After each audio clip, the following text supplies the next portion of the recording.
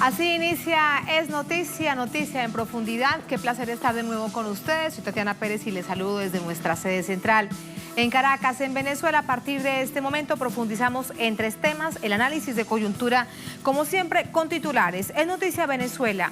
A 2 años de establecida la Asamblea Nacional Constituyente, la ANC, sus autoridades reafirman la defensa del país sobre las persistentes amenazas. Una de ellas es el intento de la oposición por regresar al Tratado Interamericano de Asistencia Recíproca, conocido como TIAR. Nos preguntamos, ¿qué peligro para la nación, para este país caribeño, encierra esta acción? Vamos a ver lo que hay de fondo. Segundo tema que es noticia, Guatemala. Comienzan las demandas de qué manera contra el gobierno de Jimmy Morales por la firma de un acuerdo con Estados Unidos que no podrá cumplir. ¿Qué implica, nos preguntamos, para Guatemala, para esta nación centroamericana, ser un tercer país seguro de migrantes cuando no puede atender las demandas de sus propios connacionales? Vamos a profundizarlo, analizamos esta situación. Tercer tema que es noticia, ahí están las imágenes, Puerto Rico. Quedan solo 3 días para que el gobernador Ricardo Rosselló deje el cargo y aún reina la incertidumbre sobre su reemplazo para terminar el gobierno. ¿Qué pasa en la política interna? ¿Qué tanto peso tiene en este proceso la presión popular? Profundizamos en ello. En Noticia Casi comienza. Bienvenidos, bienvenidas.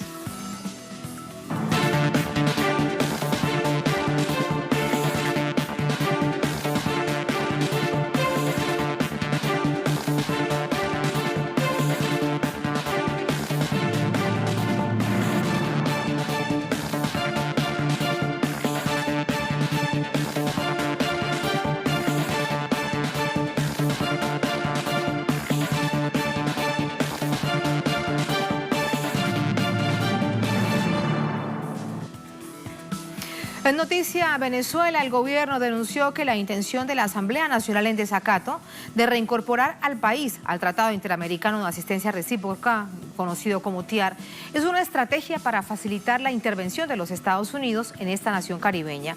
Venezuela, recordamos, dejó de ser parte en 2012 tras denunciar el pacto junto con Ecuador, Bolivia, Cuba y Nicaragua. Detalles a continuación. La Asamblea Nacional ha anunciado una nueva estrategia tras el fracaso de usar la instancia parlamentaria como sede de un gobierno de transición y que se diluyeran en el discurso los artículos 233 y 187 de la Constitución. Ahora se aventuran en un debate centrado en darle paso a la aplicación en Venezuela del Tratado Interamericano de Asistencia Recíproca TIAR. Todos nuestros diputados, pido entonces que se apruebe en segunda discusión la ley de reincorporación al Tratado Internacional de Asistencia Recíproca. Pero esta propuesta de volver al TIAR, impulsada por el diputado Juan Guaidó, tiene otro inconveniente, ya que fue aprobada por la Asamblea Nacional, que se encuentra en desacato desde 2016, por lo que sus actos carecen de validez. Para las fuerzas chavistas, el TIAR demostró ser un instrumento para responder supuestas agresiones de potencias extracontinentales, demostrando su inutilidad cuando una potencia colonial agredió a Argentina en respuesta a su reivindicación legítima de la soberanía de las Islas Malvinas. Lo que ocurrió con el TIAR, hoy están retrogradando, están yendo a un mecanismo que no solamente es, está desacreditado, sino que no ha servido para nada en América Latina. Yo te pongo un ejemplo para los hermanos, por ejemplo, de Argentina, estaba en vigencia el TIAR, y cuando hubo que defender a la región latinoamericana, que era el propósito, ¿defendieron a quién? A los derechos del gobierno británico sobre las Islas Malvinas. Desde las calles, el pueblo chavista también ha desacreditado las decisiones por parte de la oponencia a la revolución. Para ellos, el TIAR es un acto hostil a la soberanía nacional y una agresión al territorio, al pueblo, la paz y al derecho internacional. El apoyo a la soberanía es su ruta. Para que vea el mundo lo que realmente pasa en Venezuela y no lo que dicen las transnacionales, las mentiras sobre nuestro país. Aquí estamos nosotros en defensa de nuestra patria.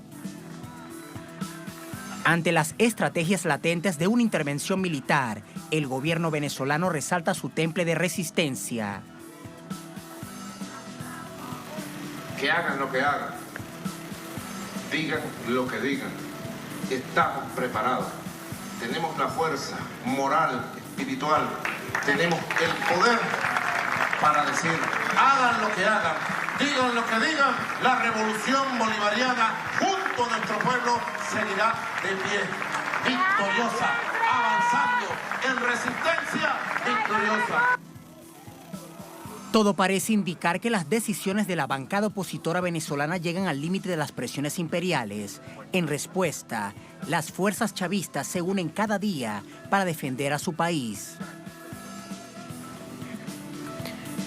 Y seguimos a propósito de esta jornada sumando información con respecto a este hecho que plantea un asunto de fondo, la defensa de la soberanía de Venezuela. De esto conversamos con Luis Tavera desde nuestra sala de redacción. Luis, muy buenas noches. Y esto en el marco de los 2 años de la Asamblea Nacional Constituyente.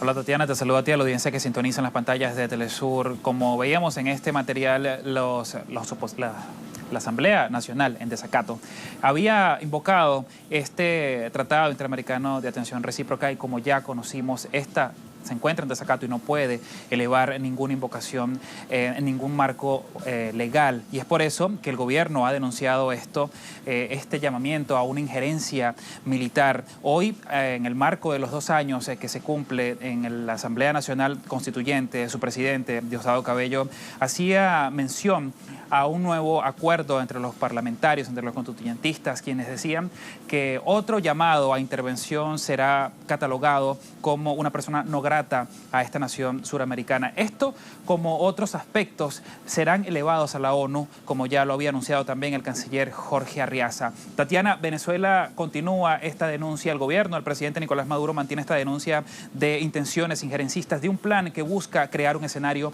para no solamente una intervención militar, sino además volver a implantar un escenario de caos. Esto lo denunciaba el presidente Nicolás Maduro. También el fin de semana se conocía esta misma denuncia, no solamente de Venezuela, sino en la región que se quiere imponer el gobierno de los Estados Unidos. En el foro de Sao Paulo, en su edición número 25, también se hacía mención a estas declaraciones por parte del diputado Juan Guaidó de pretender invocar el TIAR cuando Venezuela ya se había retirado de la Organización de Estados Americanos, que es donde nace esta clase de organismos que muchos países han denunciado que es simplemente una estrategia intervencionista por parte de los Estados Unidos. Pero hoy también hemos visto más reacciones de solidaridad con esta nación suramericana. Hace momentos veíamos al presidente recibir una delegación de activistas estadounidenses, quienes también respaldan la decisión de seguir en esta ruta de defensa soberana que ha impulsado justamente el presidente Nicolás Maduro. Pendiente precisamente de lo que sucede esta noche, que se encuentran justo después de esa acción tan valerosa en defensa de la Embajada de Venezuela en Washington por parte de este grupo, de este colectivo de derechos humanos y derechos civiles estadounidenses. Pendientes de todo hoy esta noche. Gracias, Luis. Buenas noches. Buenas noches. Buenas noches. Vamos a entrar con el análisis. Vamos a desmenuzar qué es lo que significa el TIAR. Crean todo un precedente, de hecho, desde el mismo momento en que nace, en 1947, después de la Segunda Guerra Mundial, y ahora, ¿qué es lo que significa? Para ello nos acompaña Francisco González, abogado internacional, analista en sistemas de integración. Hola, Francisco. Hola. Bienvenido, ¿cómo estás? Gracias por acompañarnos. Gracias a ustedes. Le decía, para hacer un breve repaso histórico a nuestra audiencia, que nace el TIAR en 1947. Sí. ¿En todos estos años le sirvió realmente a algún país de América Latina? Bueno, sí, le sirvió a Estados Unidos, pues, porque el TIAR de la época... A un país del continente, pero no a América Latina. No, claro, por supuesto, porque el TIAR, recordemos que surge al calor de la época de lo que es la bipolaridad, luego de la Segunda Guerra Mundial, y es como el escudo de protección que inventa Estados Unidos para resguardar sus intereses y su influencia en la región. Y en ese sentido, el TIAR por un lado y posteriormente arman lo que va a ser también la OTAN, el Tratado del Atlántico Norte, que es para resguardar esos intereses, pero ya a nivel global. Y por eso en su articulado original, el tratado, pues, de lo que argumenta jurídica y políticamente allí, es el hecho de cualquier país que no esté en el continente americano y que venga a atacar, pues será atacado por cualquiera de los países en defensa propia, ¿no? Ese, digamos, que es el pretexto, pero es una versión de lo que ha sido, pues, el monroísmo para el continente. Y eso tiene que ver también con una lógica en la cual, cuando en el año 2011, como bien lo decían ustedes hace rato, se denuncia esa carta, y mire, el artículo 25 es muy claro del tratado, dice: este tratado regirá indefinidamente, pero podrá ser denunciado por cualquiera de las altas partes contratantes mediante la notificación escrita a la Unión Panamericana. La Unión de la versión de integración de Estados Unidos, ¿no?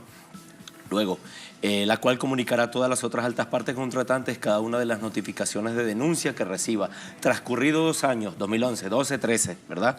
Transcurridos 2 años a partir de la fecha de que la Unión Panamericana reciba una notificación de denuncia de cualquiera de las altas partes contratantes, el presente tratado cesará en sus efectos respecto a dicho Estado. Venezuela, Bolivia, todos los que... Cuba y Nicaragua que se retiraron en ese entonces. Es decir, son 4 estados, no es solo Venezuela.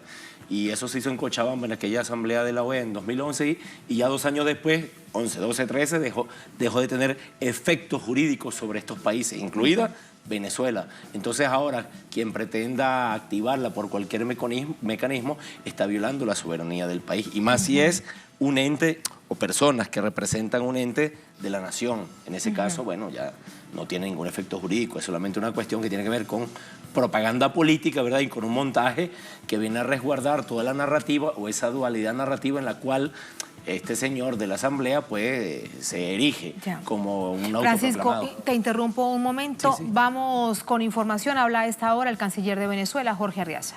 Territorio venezolano contra la agresión del gobierno estadounidense, contra el asedio semejante al bloqueo que hay contra Venezuela, pero a escala en nuestra embajada en la capital de los Estados Unidos, en Washington. Se han reunido con el presidente Nicolás Maduro.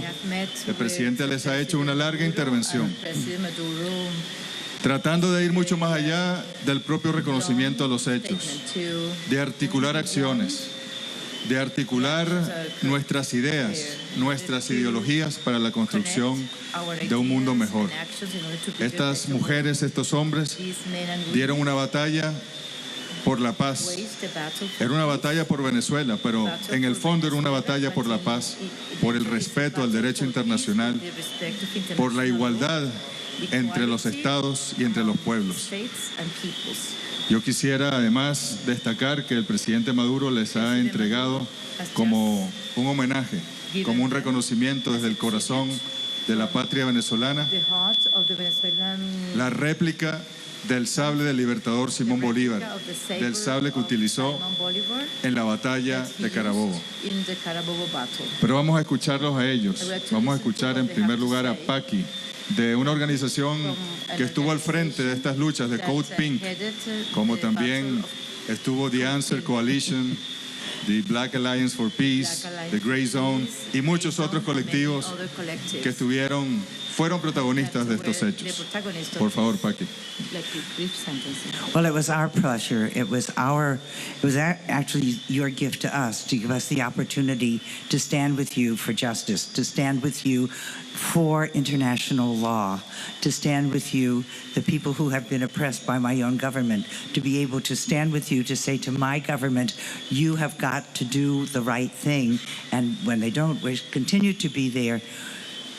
It was so good to be in the embassy, to actually have our bodies there, being the Embassy Protection Collective, that we were there and we felt such solidarity with each and every one of you, and to everyone here in Venezuela and to everyone in the world who is working for justice, to end imperialism. We, with Code Pink and the other members of the coalition, were standing with you. Sí, estamos muy agradecidos por esta oportunidad que se nos brinda. Nuestro trabajo lo hicimos en aras de preservar la justicia y el derecho internacional, en aras de proteger a Venezuela oprimido por nuestro propio gobierno. En ese sentido, nuestro trabajo como protectores de la embajada fue un trabajo fundamentado en el principio de solidaridad con todo el pueblo de Venezuela y con el resto del mundo. Y nosotros lo hicimos justamente por preservar la justicia y en un sentimiento antiimperialista. We in Code Pink and everyone from the collective, we want you to know that we are standing in solidarity with you today. Nosotros en nuestro movimiento Code Pink y otros colectivos, hoy estamos en firme solidaridad con el pueblo de Venezuela.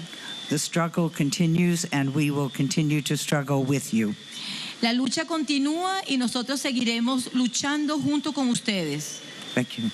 Gracias. Muchas gracias, Paqui. Quiero ahora darle la palabra a Max Blumenthal, periodista alternativo, periodista independiente, que con otros periodistas independientes fueron capaces de registrar y de dar batallas desde dentro, desde fuera y en los medios de comunicación. Por favor, Max. Yes, well. Gracias. I am representing, alongside my colleagues Anya Parampil and Ben Norton, an independent media organization with no formal relationship to this government or any other government.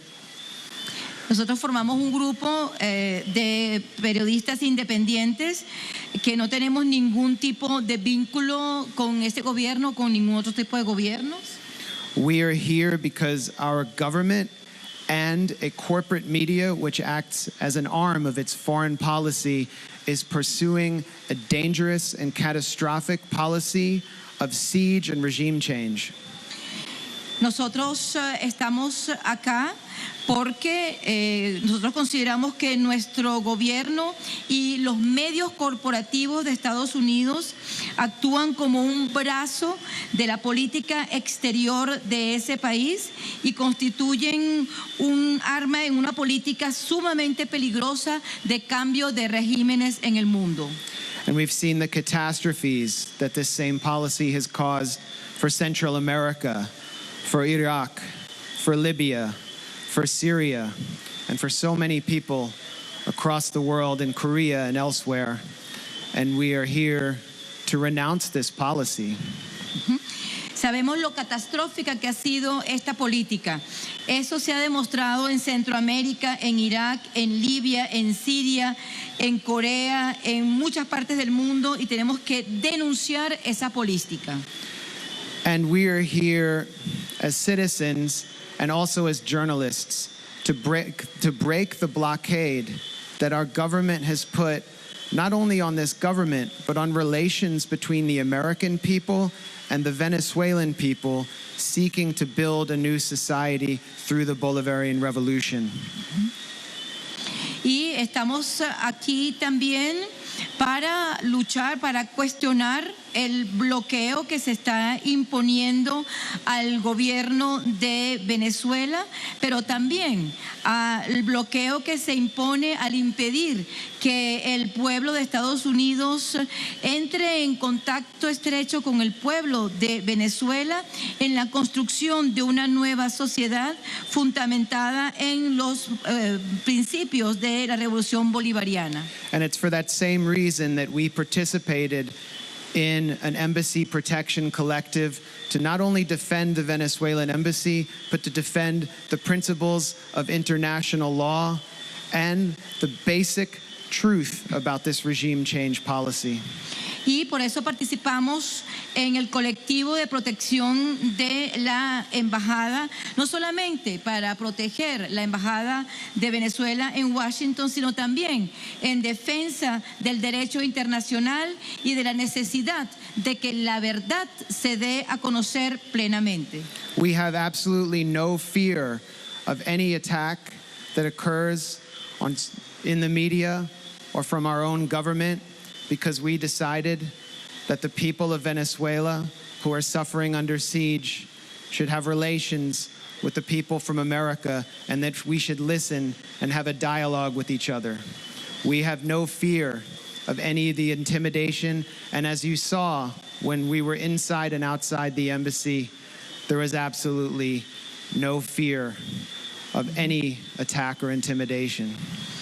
Y queremos reiterar en este sentido que hemos actuado siempre sin ningún tipo de temor ante los ataques, ni de los medios de comunicación estadounidenses, ni del propio gobierno de los Estados Unidos.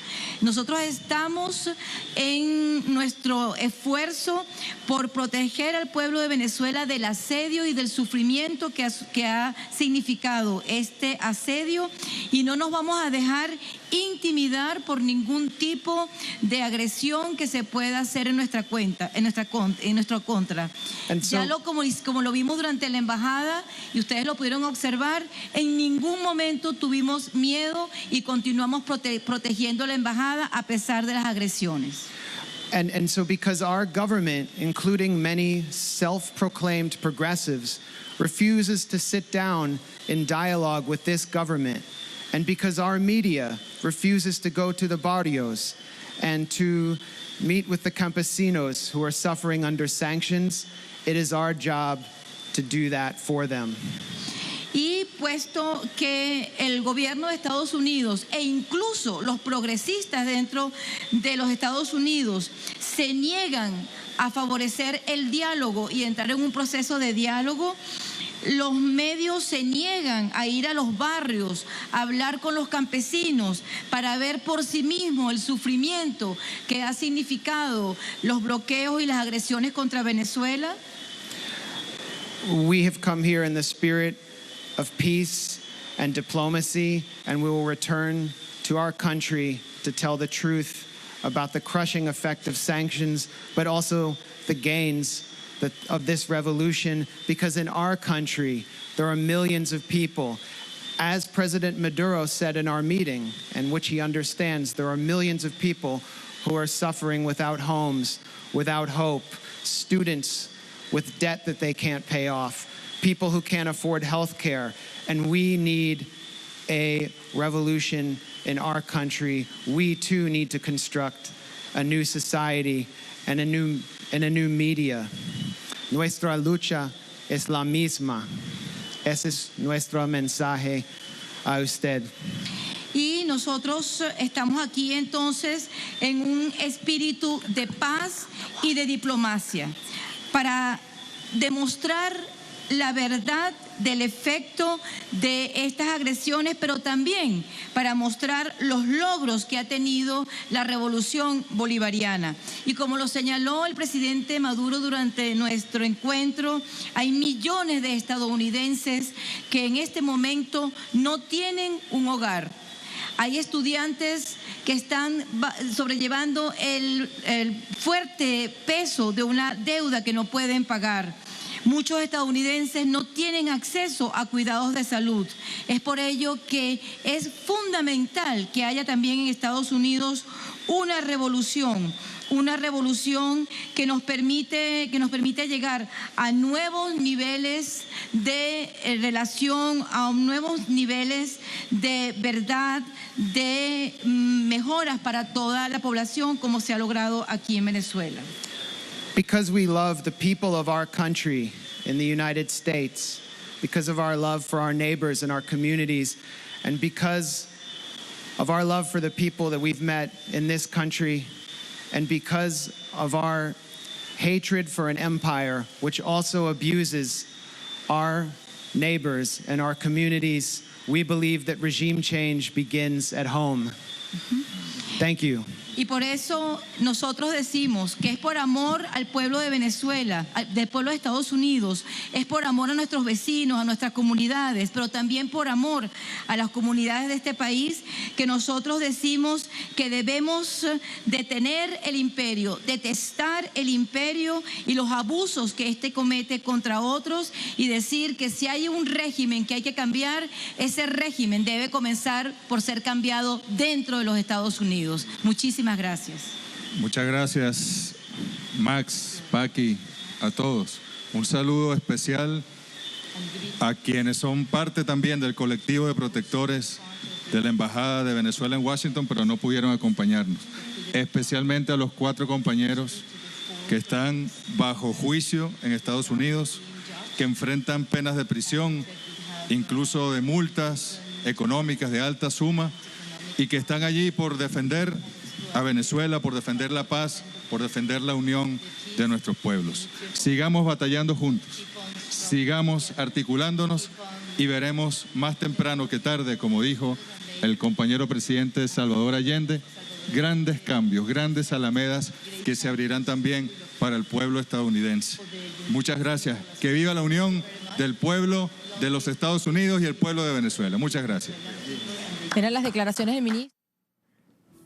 Ahí está esta declaración del gobierno de Venezuela en este momento en cabeza del canciller de esta nación suramericana, cuando ha hecho referencia a una situación que fue tan compleja, tan tensa, de una nación dentro de otra, pero dentro de una nación que hay que recordarlo y decirlo, Francisco, que en ese territorio, desde la visión diplomática, era el territorio venezolano, sí, y fue agredido de distintas maneras. Y todas esas personas que ustedes veían allí y muchas otras vinieron a Venezuela a participar al Foro de Sao Paulo para compartir precisamente esta experiencia y otra cantidad de experiencias, porque recordemos, entre otras cosas, que algunos de ellos que están allí, Code Pink, movimientos sociales, movimientos civiles, de derechos humanos, un gran colectivo en defensa de la Embajada de Venezuela en Washington, han sido postulados a Premio Nobel de la Paz.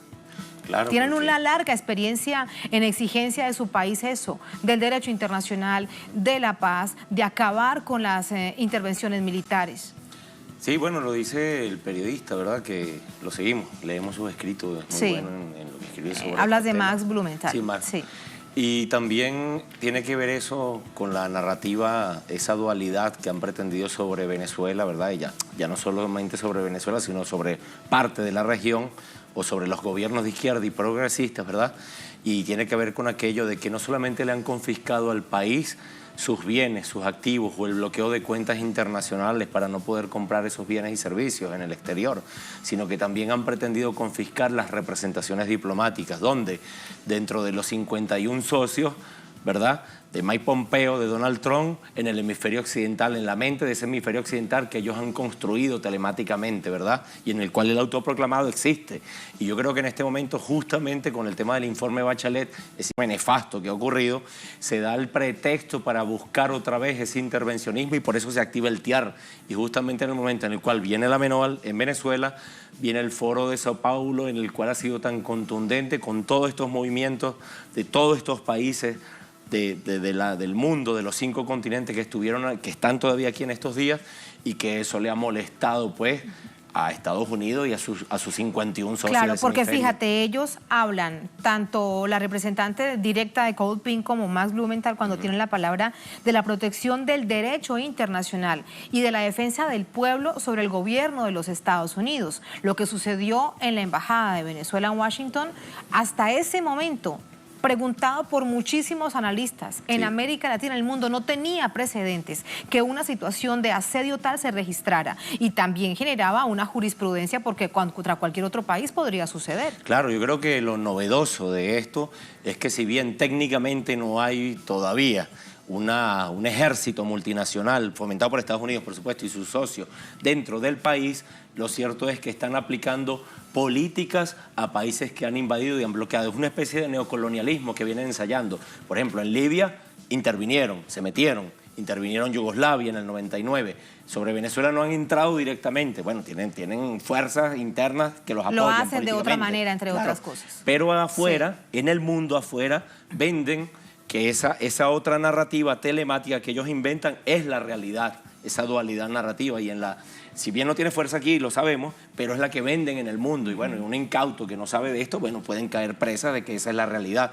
La otra cuestión tiene que ver, lo que decíamos hace rato, con esa confiscación o pretensión de confiscación de la representación diplomática. Y por eso pasa aquello en Washington, pero también... Y tan valorable y tan heroico que este grupo de personas, claro, que no son venezolanos, que no son suramericanos, son nacidos en Norteamérica, son nacidos en los Estados Unidos y tienen este nivel de capacidad, de, entre otras cosas, como lo han dicho, de no tener miedo a un gobierno de los Estados Unidos. Entre otras cosas, hay varios de ellos judicializados. Claro, porque ellos saben que a la hora de una guerra, que es la pretensión última de todo esto, ¿verdad?, quienes van a ir a ese espacio serían ellos. Porque los que arman las guerras no van a ir a la misma, no van a poner su vida y ni su cuero a la hora de una conflagración. Y la historia nos enseña que quien pelea en las guerras, lamentablemente, son los humildes, ¿no? Claro. Son los que no deben estar ahí. Entonces, en ese sentido, ellos están defendiendo no solamente la integridad de Venezuela, sino la propia integridad de ellos mismos como seres humanos y con su derecho a la vida, porque ellos saben. Y el pago de los impuestos. Por supuesto. La cantidad de necesidades evidentes que tiene el pueblo estadounidense con un dinero que se usa millonario para la guerra. Claro, porque es el pretexto en función de esa supuesta libertad. Los defensores de la libertad en este momento con Donald Trump a la cabeza y su equipo político, y resulta que lo que quieren es mantener esa hegemonía en el mundo, pero que la están perdiendo porque le han salido al paso otros países de mucha contundencia, como China, Rusia y otros, y Estados Unidos pues están desesperados y por eso venden en el mundo esa versión telemática. Y ojo, en algunos lugares han tenido efecto con esa política, porque en América Latina, por ejemplo, tenemos a un Jair Bolsonaro que juega en esa lógica, pero vemos como recientemente en las elecciones de finales de mayo en Europa, partidos de ultraderecha financiados y asesorados por el mismo Steve Bannon, que asesoró la campaña de Donald Trump, fueron amalgamando esa dinámica dentro, como caballos de Troya, dentro de la propia Unión Europea. No quieren a las izquierdas, eso está claro, pero tampoco quieren a los neoliberales. Es una nueva tendencia ultranacionalista, neofascistoide, que está emergiendo en el mundo, y eso hay que leerlo. Y tremendamente peligrosa para los pueblos. Vamos con los minutos que nos quedan, Francisco, a conversar sobre el tema inicial de nuestro análisis, para lo que yo te invitaba, y aparece esto que resulta tan oportuno, porque da cuenta también de esta defensa de la soberanía que propende gobierno, y fíjate, tantos pueblos del mundo, como lo veíamos incluso en el foro de Sao Paulo.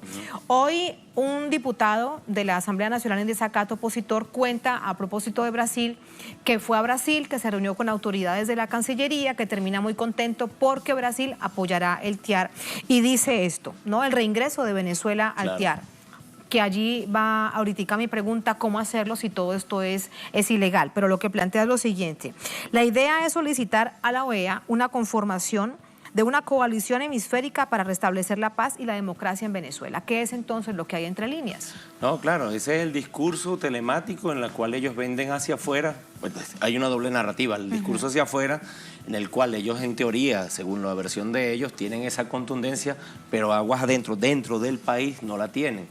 Lo peligroso de esto es que buscan generar un supuesto de hecho, ¿verdad?, según el derecho internacional. ¿Para qué? Por un lado, están atacando por varios flancos para tratar de llevar a la Corte Penal Internacional al presidente Nicolás Maduro, y por eso vemos que también en Argentina recientemente se dio la reunión del Grupo de Lima para intentar hacer eso por un lado.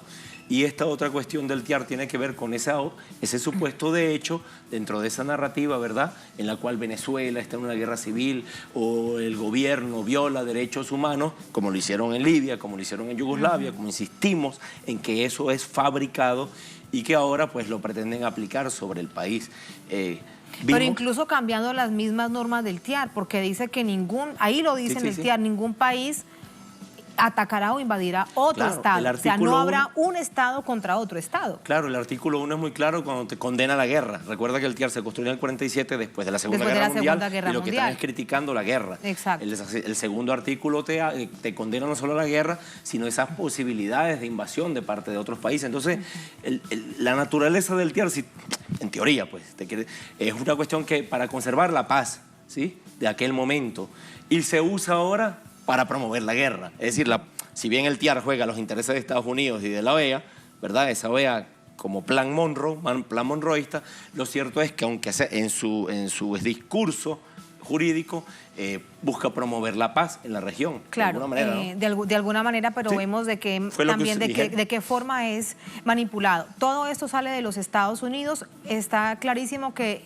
tanto fuerzas militares como gobierno de Estados Unidos no está interesado en poner sus militares en suelo venezolano. Esto implicaría una fuerza multinacional. ¿Qué será lo que les está pasando por la mente? Yo creo que más allá de eso, ellos han medido fuerzas ya. Lamentablemente, bueno, sí, se dieron los acontecimientos del 23 de enero y los del 23 de febrero. El 23 de febrero fue un triunfo, Tatiana, porque no lograron el objetivo. ¿Cuál era lo que se ve después? En el momento quizá no, pero después el objetivo, promover una conflagración en la región. Y no solamente eso, sino que va más allá.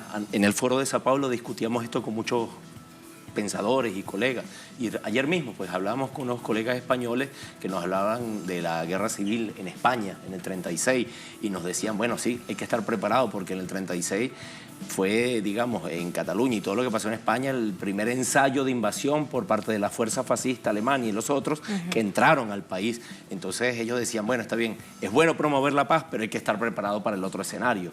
Y hasta ahora, si bien... Porque detrás de ese promover la paz no sabemos qué Claro, viene. por supuesto. Si bien ellos hablan de la libertad, lo cierto es que buscan destruir países. Y la historia nos enseña, la historia muy reciente además, ojo, que en el momento en que lo hacen y ya. No necesitan, digamos, pedirle permiso a la ONU o a ningún organismo internacional y violan el derecho internacional. Y lo que está pasando con Venezuela, si bien no han invadido en la interna como lo hicieron en Libia, pero hacia afuera están aplicando una política de invasiones. Saquean los recursos, confiscan bienes. Bloquean al país. Bloquean al país. Y también buscan la manera de generar el supuesto de hecho para promover pues, una especie de sanción al presidente Nicolás Maduro, que es el presidente legítimo, además el real, no esa realidad telemática que ellos promueven. Entonces, yo creo que eso se debate con conciencia y el Foro de Sao Paulo fue un músculo de la izquierda donde los partidos y los movimientos, y lo dijo Piedras Córdoba en su discurso y otros compañeros que estuvieron allí, fue muy contundente eso, cerraron fila con Venezuela. ¿Por qué? Porque ese discurso de las autocríticas a veces excesivas no nos lleva a nada. Y ya ellos se dieron cuenta. Y lo dijo también Diosdado Cabello. Si destruían a Venezuela seguramente van por Bolivia, van por Uruguay, van por Rusia. Ahí había representación de Rusia en ese evento y ellos saben eso. Venezuela está ahorita en la neuralgia de la geopolítica, primero en el continente, monroísmo versus bolivarianismo, pero también en la neuralgia de la geopolítica global. Y allí se discutió esos puntos dentro del Foro de Sao Paulo. Si bien cada país muestra las formas de colonialismo en cada una de sus realidades, pero en eso fueron muy contundentes de apoyar la no injerencia en Venezuela y en el continente, porque no se trata solo de Venezuela, sino es la región entera. Ellos quieren llevarnos a balcanizar la región y a destruir estos países y bueno, y eso es un negocio y les conviene. Claro, es negocio. Ahora con esto te despido, con esta reflexión te despido. Hay un momento histórico distinto, hay pueblos distintos, hay una izquierda que en este Foro de Sao Paulo se veía muy fortalecida y muy visible, pero brevemente con eso quiero despedirte. Viene ahora las acciones, está el diagnóstico, está la retórica, ahora es actuar. Claro, una de las cosas más contundentes fue tratar de trascender a la discusión y al foro, ¿verdad? ¿Para qué? Para generar políticas entre movimientos y entre países aliados. Y la otra cuestión, el apoyo contundente a los países que están buscando retomar esas lógicas de las izquierdas y del progresismo. En estos casos, las campañas de Evo Morales, Argentina y el Uruguay. O sea, el apoyo contundente a esos tres países que si ocurre, y es lo que se busca, ¿no? Ese cambio, por lo menos en Argentina, oye, va a haber una inflexión tremenda en el continente. Yo creo que ahí sí, Macri, chao, y la vamos a contar, ¿no? Más adelante. Muchas gracias, Francisco. Un placer. Gracias por acompañarnos. Gracias a ustedes. Así nos vamos a la primera pausa en esta emisión de Es Noticia. Al volver, Es Noticia Guatemala. Comienzan las demandas contra el gobierno de Jimmy Morales por la firma de un acuerdo con Estados Unidos que no podrá cumplir. Nos preguntamos, ¿qué implica para Guatemala, para este país centroamericano, ser un tercer país seguro de migrantes si no puede atender las propias demandas, las propias necesidades de su pueblo? Vamos a analizarlo al volver en Es Noticia.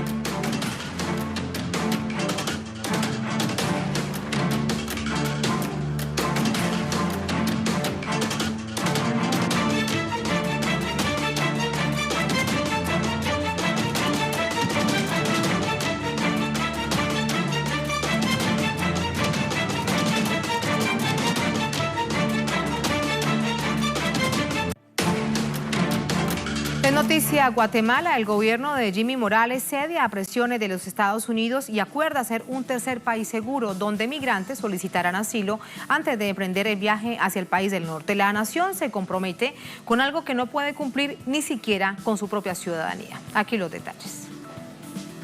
Guatemala y Estados Unidos firmaron un acuerdo migratorio en el que la nación centroamericana se compromete a ser un tercer país seguro para los ciudadanos. Según el Estatuto de Refugiados de Ginebra, esto quiere decir que cuando una persona abandona su nación para solicitar asilo en otra, este segundo país puede negarse a recibirlo y remitirlo a un tercero que considere que puede darle las mismas atenciones. Para tener esa categoría, el tercer país debe garantizar el principio de no devolución de los solicitantes de asilo, así como asegurar apoyo legal, vivienda, alimentación, atención médica, entre otros. El convenio entre Guatemala y Estados Unidos impediría que los migrantes, la mayoría provenientes de Honduras y El Salvador, sean candidatos a recibir asilo estadounidense si pasaron por Guatemala y no solicitaron primero la protección en ese país.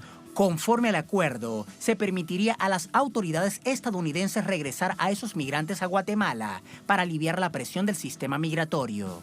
La administración de Jimmy Morales firmó la medida contraviniendo a la Corte de Constitucionalidad que exigía la previa aprobación en el Congreso. Además, el Departamento de Justicia y el Departamento de Seguridad Nacional estadounidenses deben certificar que Guatemala tiene un sistema de asilo completo y justo.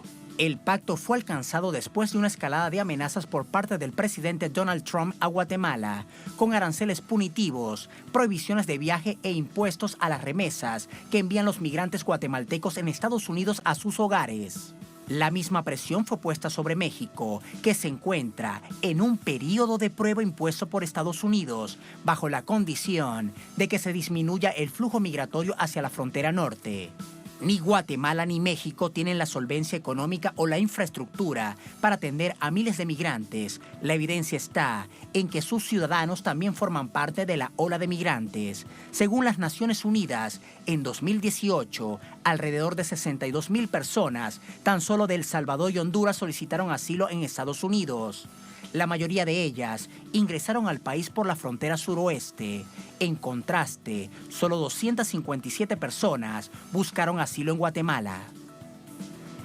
Y a toda esta información que marca el contexto de la coyuntura, hay algo importante para destacar. Ya vamos con nuestro corresponsal en Ciudad de Guatemala. Comienzan las demandas en contra del Estado, en este caso en contra del gobierno de Jimmy Morales, por este acuerdo firmado con el gobierno de los Estados Unidos. Mario, buenas noches. Hola, ¿qué tal? Un saludo para ti y para toda la audiencia de Es Noticia. Bueno, acá en Guatemala 3 amparos se encuentran ya en la Corte de Constitucionalidad para que esta máxima instancia de justicia otorgue alguno de estos amparos y deje en suspenso ese acuerdo que ha firmado el gobierno de Jimmy Morales con la administración Donald Trump en Washington el pasado viernes. Estados Unidos sí le llama tal cual convenio de tercer país seguro. El gobierno de Jimmy Morales no le quiere llamar así, pero es que en la práctica lo que dice el convenio, lo que hasta ahora hemos sabido, porque hay muy poca información, es que van a enviar a todo ciudadano de cualquier nacionalidad que pida asilo en la frontera sur estadounidense, lo van a enviar inmediatamente a Guatemala. Esto hace suponer que será una gran cantidad de salvadoreños y hondureños que son los que más migran de forma irregular a aquella nación y que estarán acá.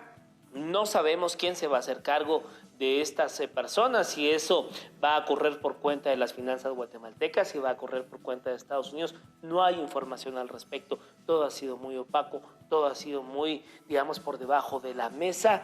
Y pues bueno, tan solo sabemos que este miércoles 31 de julio viene el secretario de Seguridad Interna de Estados Unidos, Kevin McAleenan, a darle seguimiento a este acuerdo.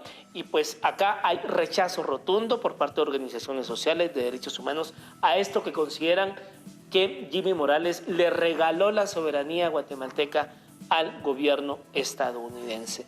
Es la información en torno a este tema, que hay muy poco que hablar, puesto que no se sabe realmente qué fue lo que fue a comprometer Jimmy Morales a Washington. Volvemos con ustedes. Gracias, Mario. En todo caso, con lo que sostiene ya es bastante para generar tal nivel de rechazo y estas 3 demandas que ya están en Corte de Constitucionalidad. Vamos a analizar esta situación con Maynor Berganza, analista político, abogado, nos acompaña también desde Ciudad de Guatemala. Maynor, ¿cómo estás? Buenas noches. Hola, Tatiana. Como lo he dicho ya, es costumbre, es un gran gusto servir a la audiencia mundial de Telesur con estos análisis de esta patria del Quetzal. Gracias a ti. ¿Qué implica para Guatemala si se dice de manera específica o no, pero la realidad es eso, ser supuestamente un tercer país seguro para los migrantes, y todo esto en beneficio de un gobierno como es el de Estados Unidos en este caso, y en un contexto además político electoral también en esta nación. Claro. Sí, indudablemente tenemos este acuerdo que es, pues, la verdad irrisorio, porque no es posible que se pueda buscar un tercer país seguro para albergar a más o menos unas 300,000 personas en un país que con mucha dificultad se ha podido ofrecer seguridad a sus propios ciudadanos. ¿Qué vamos a hacer para poder dispensarle altas calidades de seguridad a migrantes que están buscando precisamente encontrar un lugar de refugio? Esta fórmula está siendo precisamente un valor de cambio, así lo voy a decir, para intereses perversos de las fuerzas políticas que han conformado ese pacto de corruptos, y que ahora les cae como anillo al dedo, como un regalo, digamos, ese acuerdo con el gobierno de Trump para comprometer la soberanía de Guatemala. Y esto lo afirmo por una cuestión sencilla y concreta que de una vez les presento para el debate.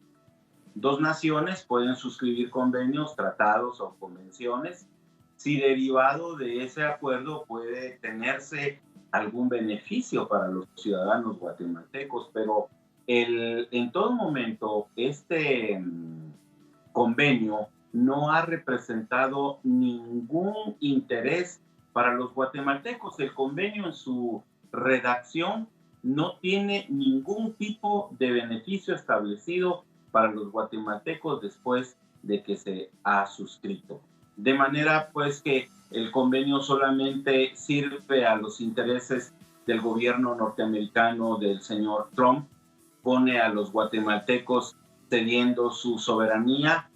Déjenme decirles, por ejemplo, que unas buenas cantidades de ciudades guatemaltecas que son de las grandes, tienen alrededor de 300,000 habitantes.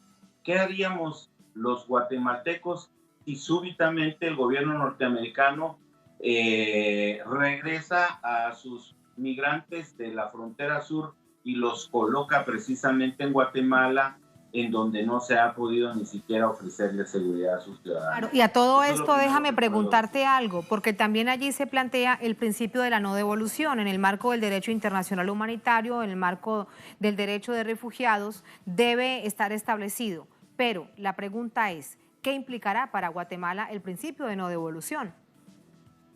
Claro, justamente las naciones con gobiernos como el nuestro, que son gobiernos de ultraderecha, que son gobiernos que no tienen respeto por la vida de sus ciudadanos, de cómo de contradictorio podría resultar que si son deportados o traídos a Guatemala, ciudadanos que tienen problemas y la seguridad de sus vidas pende de un hilo en los países de donde han salido, este gobierno guatemalteco, pues bueno, con la desfachatez que ha firmado, ese gobierno puede igual devolver a los ciudadanos que busquen asilo, que busquen refugio en un país seguro, y pueden ser deportados a sus países de origen donde pueden tener riesgo de perder la vida.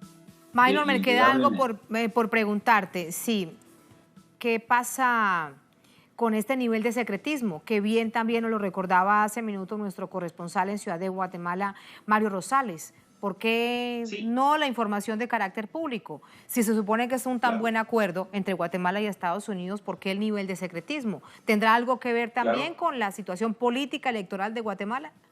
Sí, indudablemente, querida Tatiana, esto no tiene duda. Y yo te digo, por ejemplo, y me gustaría, por el nivel de análisis que me estás invitando a hacer, tengo frente a mí a la Constitución Política de la República de Guatemala, y dice su artículo 173, procedimiento consultivo. Las decisiones políticas de especial trascendencia deberán ser sometidas a procedimientos consultivos de todos los ciudadanos.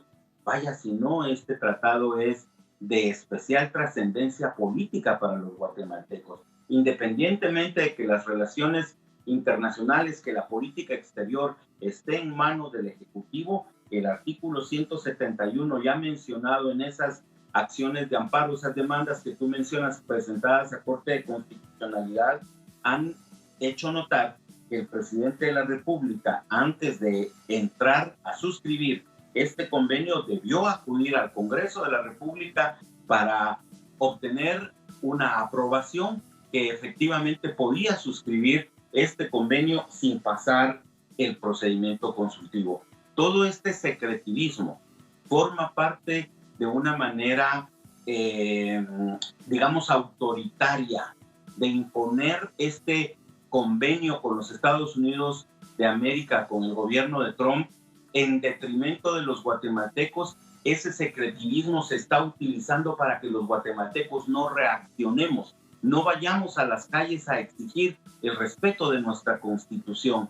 No es posible, por poderoso que sea el gobierno del imperio actual, que no se respete la Constitución guatemalteca. Vamos, entonces, ¿en qué estamos? Si la Constitución la ignora el presidente, la ignora el ministro de Gobernación, bueno, guatemaltecos, entonces, ¿qué más estamos esperando? No se puede avanzar en la administración democrática si no se observa la norma fundamental, que en este caso es la Constitución Política de la República. La carta, eso claro, el secretivismo. la carta sagrada del Estado, la Constitución. Gracias, Maynor, por ese análisis. Muy buenas noches. Hombre, no te preocupes. Un saludo a todos los venezolanos, siempre aquí en nuestro corazón desde Guatemala. Gracias, Maynor, un abrazo inmenso. Así nos vamos a la segunda, última pausa en esta emisión de Es Noticia. Al volver, muy pendientes con lo que pasa en Puerto Rico, Es Noticia Puerto Rico.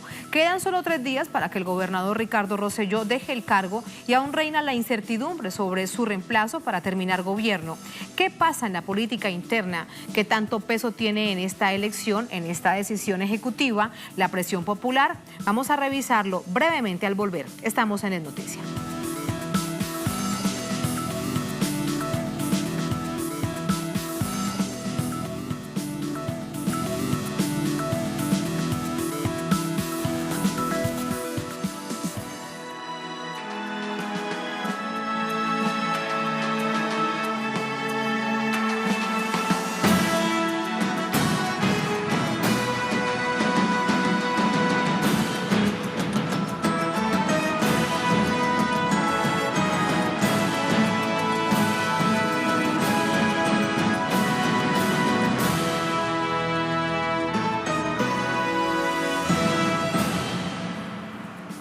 En Noticia Puerto Rico, a 3 días de finalizar su mandato, Ricardo Rosselló no tiene un reemplazo que afronte la gobernación de la isla.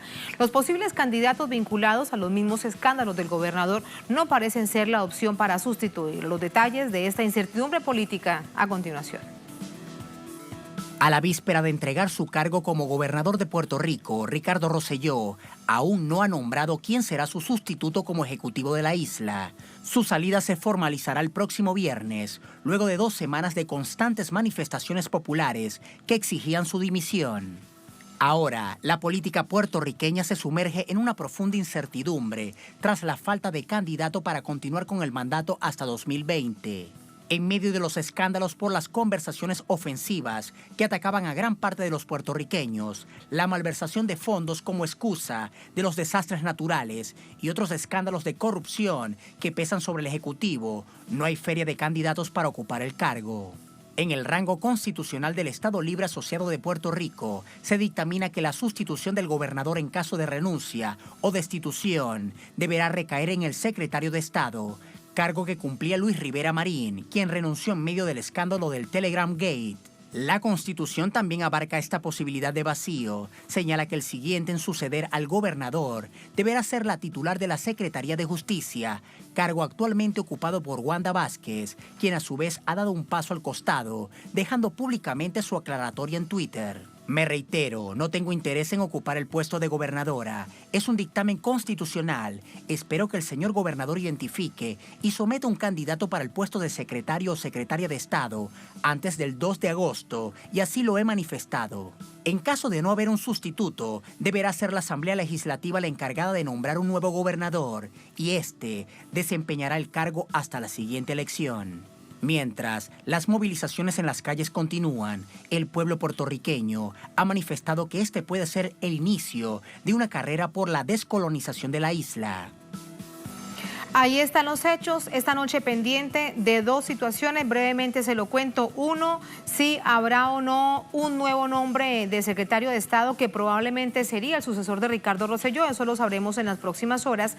Y dos, aparece un nuevo chat, es lo que dice una periodista de un medio local, lo plantea nuestro compañero de labores Luis de Jesús. La periodista SRC Sandra revela que tiene en su poder un nuevo chat de 100 páginas que involucran al saliente gobernador Ricardo Rosselló, su equipo de trabajo. Las nuevas conversaciones tendrían ataques directos a la prensa. Pendientes entonces de todo eso, le hacemos seguimiento permanente aquí en Noticia de Telesur, en el servicio informativo también de nuestra pantalla, en inglés y en español en nuestra multiplataforma.